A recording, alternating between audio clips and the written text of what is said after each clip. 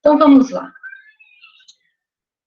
Ao apresentar esta obra de André Luiz, Conduta Espírita, Emmanuel nos diz o seguinte: abraçando o Espiritismo, pedes a cada passo orientação para as atitudes que a vida te solicita.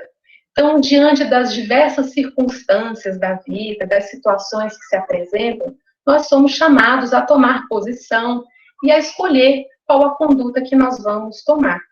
Por exemplo, qual o valor da vida humana? Qual o valor da pessoa humana? É um valor absoluto, incondicional, ou é apenas um valor relativo, né, a depender de circunstâncias? E quando é que começa essa vida humana? E a doutora Marlene Nobre, que fundou as associações médico-espíritas no Brasil e também fora do Brasil, ao tratar do tema da ética espírita e a vida biológica, ela vai nos dizer, nessa obra, A Alma da Matéria, que, para a doutrina espírita, a pessoa tem uma dignidade conferida pela presença da alma, pelo elemento imortal, de origem divina, que necessita do corpo físico para aprender e evoluir em progresso contínuo.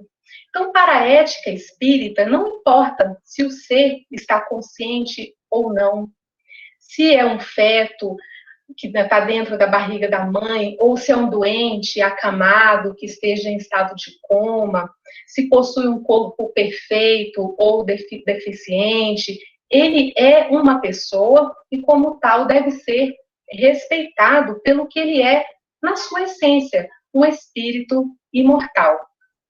E o nosso estudo de hoje, de O Livro dos Espíritos, que nós estamos ainda na segunda parte do Mundo dos Espíritos, no capítulo 7, da volta do espírito à vida corporal, no item União da Alma e do Corpo, nós vamos ver nas questões 344 a 360 que a doutrina nos traz aí bases firmes para que nós possamos ter posições na nossa vida em sociedade muito importantes. Então começa lá a questão 344, eles nos dizendo que a união do espírito com o corpo começa a partir da concepção e se completa com o nascimento.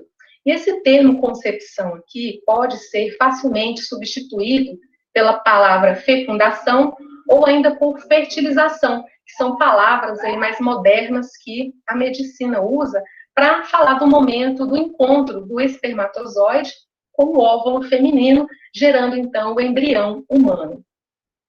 E aí os espíritos vão continuar lá na questão explicando que desde esse instante desse encontro, né, dos gametas, o espírito designado para habitar certo corpo, a este vai se ligar por um laço fluídico. E esse laço fluídico vai cada vez mais se apertando ali até o instante do nascimento, em que a criança vê a luz. E aí ele diz lá que o grito que o recém-nascido solta anuncia que ela se encontra no número dos vivos e dos servos de Deus. E a qual laço fluídico os espíritos estão se referindo? No livro A Gênese, lá no capítulo 11, Kardec vai nos explicar que esse laço fluídico é uma expansão do nosso perispírito, o nosso corpo fluídico, o nosso envoltório semimaterial que nos acompanha constantemente, permanentemente, e que possui aí propriedades. Uma delas é essa de se expandir. E é ele que vai permitir que a gente faça, que o nosso espírito faça, então, essa ligação com a matéria. E é ele também que vai moldar a nossa organização biológica. E aí Kardec diz mais lá, o espírito encarnante liga-se pelo laço fluídico, atraído pelo germe, pelo embrião, por uma força irresistível. Então, vai ali o perispírito, pelas suas propriedades moldáveis, unir-se ao corpo ali em formação, molécula a molécula, até se formar o ser por completo. E aí nós recorremos ao caso de Segismundo, é muito conhecido, lá de Missionários da Luz, no capítulo 13, intitulado Reencarnação, uma obra de André Luiz, psicografia de Chico Xavier. E aí ele vai dizer lá como que se deu o processo de imersão de Segismundo no campo da matéria densa. Mas lá eles vão nos advertir também de que cada caso tem as suas características próprias. Então, assim como o momento do desencarne não é igual a outro, assim também o momento da encarnação, cada encarnação tem as suas peculiaridades. Mas o caso de Segismundo, diz ele lá, é um padrão que muito se assemelha aí ao da maioria de todos nós. E ele vai dizer lá que Segismundo encontrava dificuldade de aproximação com o seu futuro genitor, Adelino, que era aí um inimigo do passado. Então, quando ele sentia a aproximação de Segismundo, ele sentia aquela repulsa. E aí os benfeitores fizeram um trabalho de magnetismo muito amoroso e propiciou, então, essa aproximação. Mas mesmo com essa aproximação, Segismundo ainda continuava muito ansioso, mas Alexandre, o instrutor de André Luiz, dizia, né, que ele tinha condições de auxiliar no processo, mentalizando a condição fetal. Então, ele podia auxiliar ali naquele início ali da sua ligação com o corpo que iria se formar, né? Então, daqui a gente vê, por essas informações de André Luiz, que há espíritos que não conseguem auxiliar nesse processo, porque eles não têm ali uma consciência plena daquele momento ali da ligação com o corpo, né? E aí eles vão ficar bem dependentes ali da ajuda magnética dos benfeitores e do auxílio mental também da futura mãe para essa organização fetal. Mas eles explicam lá que seja num caso ou no outro, aí Alexandre vai dizer que a modelagem fetal e o desenvolvimento do embrião obedecem a leis físicas naturais, mas a cooperação espiritual superior coexiste com aquelas, que é o imenso consolo para nós sabermos que nós nunca estamos sozinhos em qualquer situação que seja. E aí André Luiz vai fazer uma narrativa bem detalhada, o capítulo é bem grande, né, para quem já leu, de todo o processo lá do envolvimento fluídico entre os pais e o reencarnante, vai mostrar como que acontece a redução do perispírito, que vai ficar ali no formato de um bebezinho, vai também mostrar como que é feita a escolha do espermatozoide que vai fecundar o óvulo, qual espermatozoide que vai ser o escolhido, e ele mostra o momento em que se forma um globo de luz, que se forma ali justamente no encontro, né, dos gametas, e é justamente nesse globo de luz em que a forma de Segismundo vai ser ajustada ali no útero da mãe. Então, mostra o momento da ligação do espírito ao novo organismo. Vai nos falar também do estado mental da gestante, como é importante o estado, a vibração da gestante para facilitar todo o processo, impedindo, inclusive, incidentes como que poderiam levar mesmo à perda do feto, né? E ele vai mostrar, finalmente, o trabalho intenso e carinhoso da espiritualidade que nos acompanha. Antes da fecundação, a gente viu, né, no prelúdio da volta, que eles fazem todo aquele acompanhamento, no momento da fecundação, durante a gestação, no nascimento, e após o nascimento, até os 7 anos de idade, que é quando eles informam lá que esse processo reencarnatório, de fato, ele se processa, ele se consolida. Então, a ligação, ela se dá no nascimento, mas o processo reencarnatório ainda é um pouco mais complexo e eles falam que ele vai se perfazer aos 7 anos, por volta dos 7 anos de idade.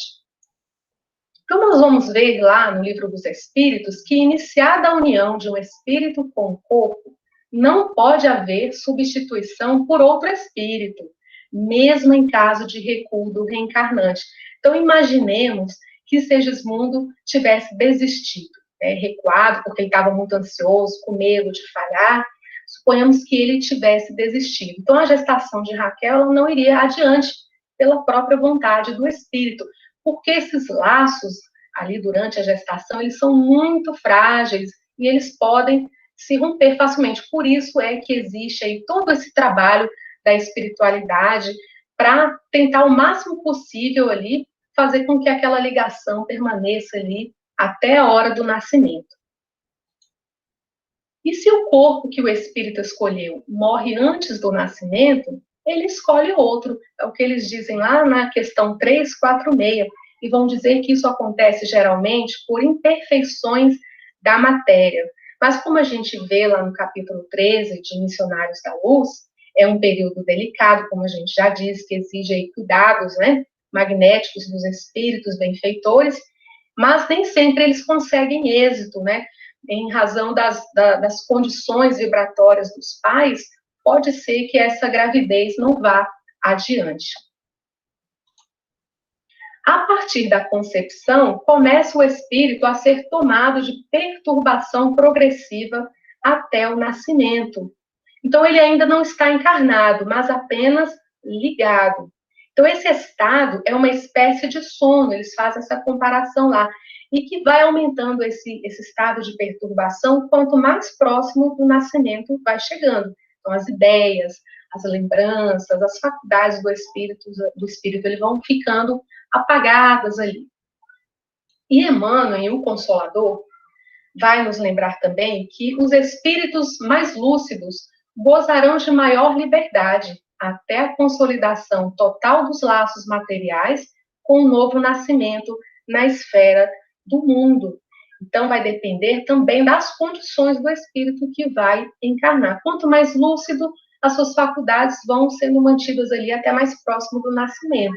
E existem os casos em que eles passam por todo esse período ali inconscientes do que está acontecendo.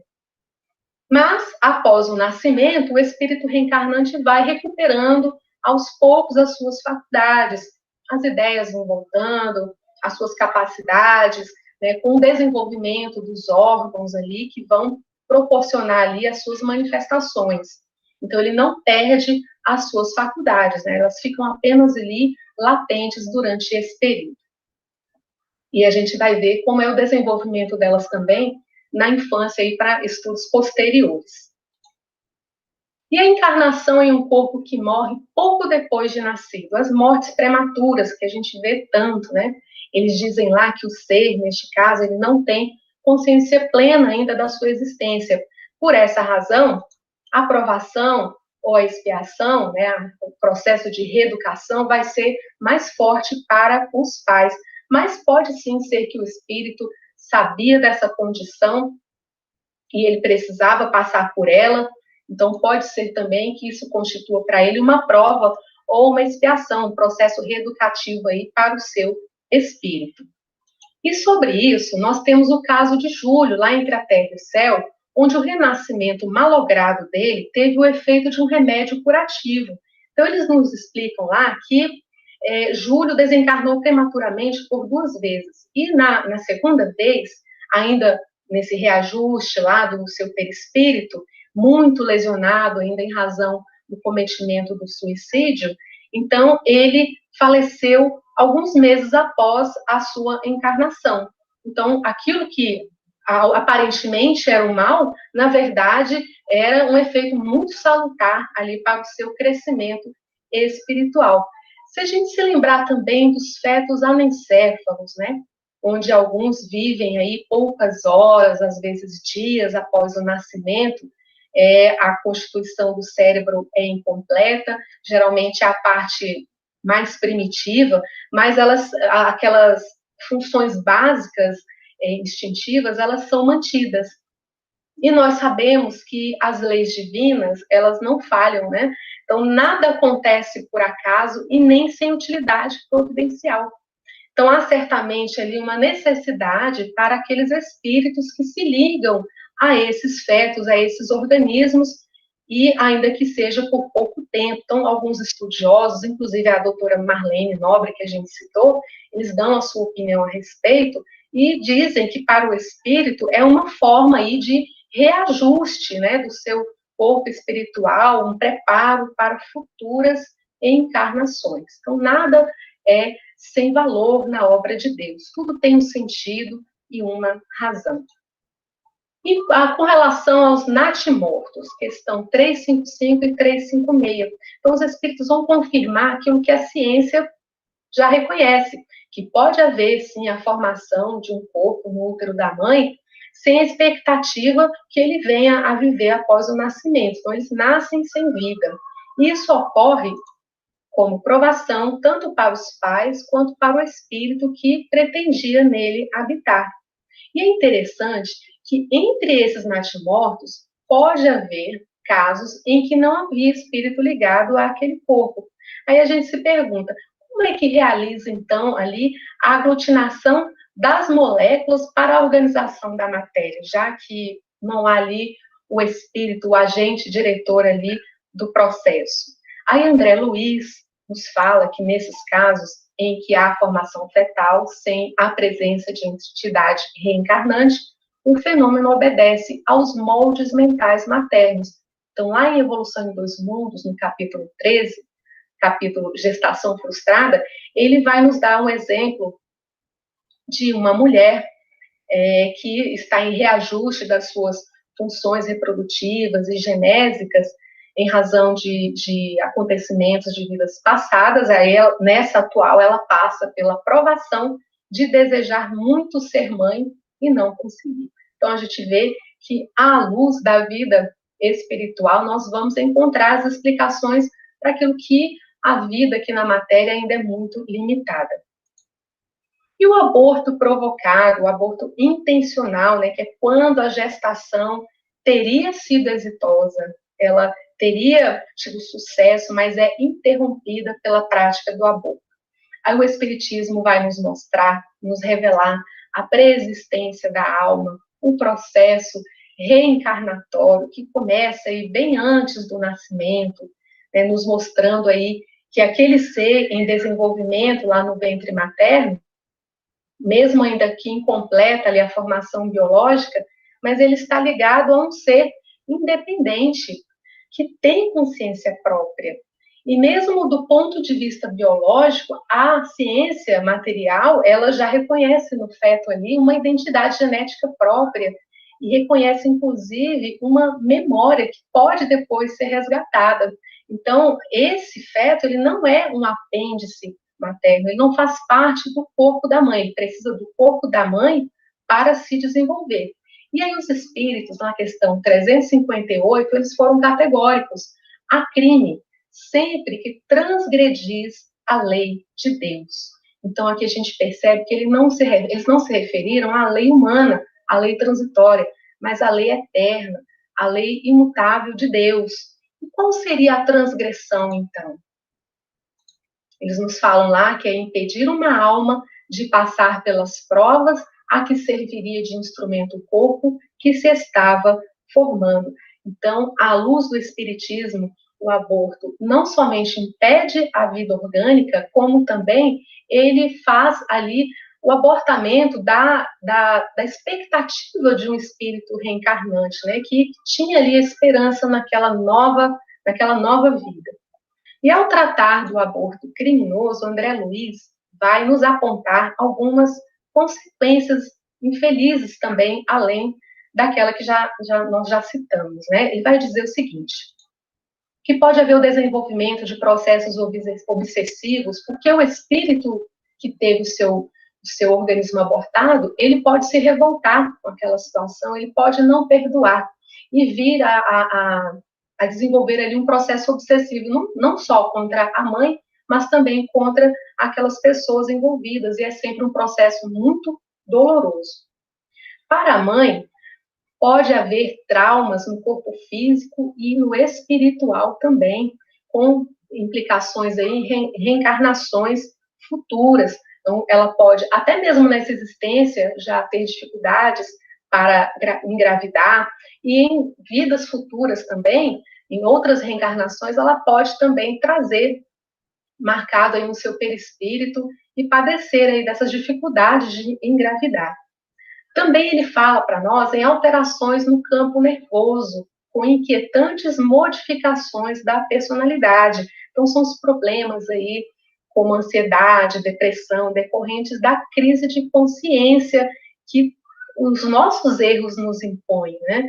E aí ele vai citar, por último, lá, angústias após o desencarne, mostrando aí que a repercussão, ela vai acontecer, inclusive, na vida espiritual. E no caso em que o aborto é feito porque existe um risco para a mãe, então existe ali uma indicação médica, né? Então uma decisão médica de que a mãe corre o risco, né, se a gravidez dela for adiante. Aí eles disseram lá que não é crime quando é para salvar a vida da mãe, o que também constitui uma situação bastante dolorosa. Há vários relatos, né, sobre isso. Nós também todos conhecemos alguém que passou por isso, que desejava a vinda de uma criança. Então, geralmente, é um motivo de muito sofrimento, né? Um trauma difícil de ser superado por aqueles que passam por ele. Então, tanto que os próprios espíritos, na questão seguinte, na 360, eles não menosprezaram as atenções que são dadas ao feto, né? Eles deram importância aos sentimentos em relação à perda do feto, tanto quanto ao corpo de uma criança que já havia nascido e que já, por algum tempo já de convívio, mas ele, então, diz que essa atenção ao feto é uma atenção que merece ali respeito, né? Portanto, diante do que a gente viu até aqui, né, sobre a ligação do espírito reencarnante ao corpo em formação, não há dúvidas, minhas irmãs e meus irmãos, que o aborto constitui sim um delito de sérias consequências. Mas a doutrina espírita, ela não estatui dogmas e moralismos religiosos, proibições, não impõe castigos, mas pelo contrário, é uma doutrina de consolo, de esclarecimento, que por meio do nosso raciocínio, da elevação dos nossos sentimentos, ela vai nos mostrar qual a conduta que nós teremos que tomar. E aponta as consequências, né, dos nossos atos, das nossas escolhas, que a lei de causa e efeito alcança a todos, e que é a nossa própria consciência que um dia nos cobrará pelas nossas transgressões às leis divinas, que por mais que pareça confortável, né, se livrar de um ser que naquele momento ali é inconveniente, dia virá em que nós estaremos sozinhos com as nossas consciências e vamos nos lembrar dos nossos compromissos assumidos antes de reencarnar. Mas todos nós cometemos erros, né? Todos nós precisamos de indulgência, todos nós precisamos de misericórdia, todos somos devedores perante as leis divinas, e nós devemos sim tomar as nossas posições, ter as nossas condutas, mas jamais para julgar o nosso próximo, a quem nós devemos amar, como a nós mesmos, como nos ensinou Jesus. E aqueles que se reconhecem em débito, é possível renovar o destino todos os dias. O próprio Evangelho do Senhor nos adverte sobre o cultivo da caridade ardente que cobre a multidão de pecados. Nos lembra André Luiz, lá em Evolução em Dois Mundos. Então, nós podemos, desde já, corrigir os nossos erros. A gente não precisa nem esperar a próxima encarnação para já fazer uma nova jornada, uma nova conduta. E, para coroar as nossas reflexões de hoje, nós vamos concluir com a instrução de Santo Agostinho, lá no Evangelho segundo o Espiritismo, em que ele vai nos dizer: ó espíritas, compreendei agora o sublime papel da humanidade.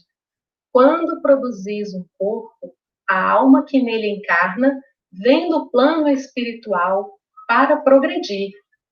Compenetrai-vos dos vossos deveres e colocai todo o vosso amor para aproximar de Deus essa alma. Eis a missão que vos é confiada, cuja recompensa recebereis se a cumprirdes fielmente. Que Deus nos abençoe hoje e sempre.